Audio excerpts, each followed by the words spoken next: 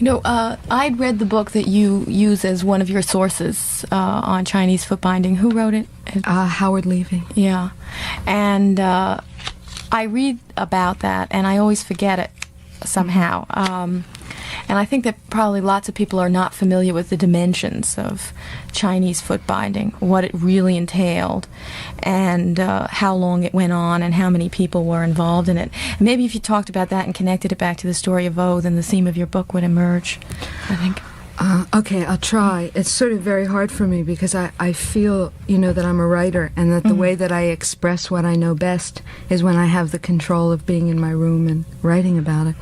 But Chinese foot binding was what we call the institution of crippling women at the age of 7 or 8 so that they could never walk again, or that their walking was severely impaired.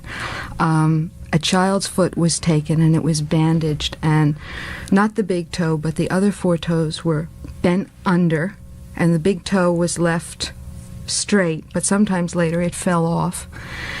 And the idea was to so constrict a woman's foot that when she was a grown adult woman, it would be no larger than 3 inches.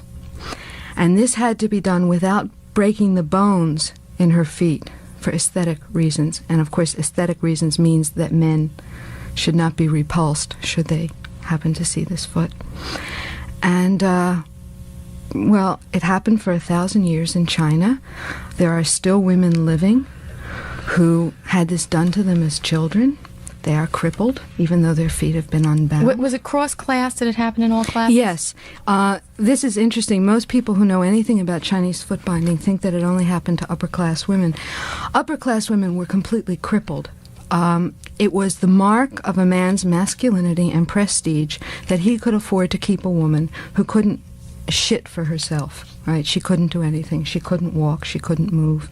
She could only lay in bed and spread her legs open.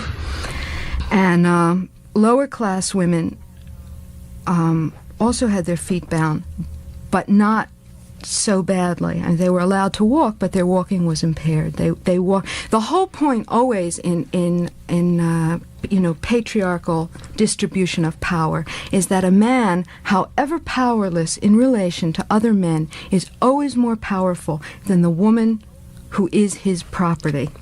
And so that women's feet were bound so that they could walk less well than the men that they lived with.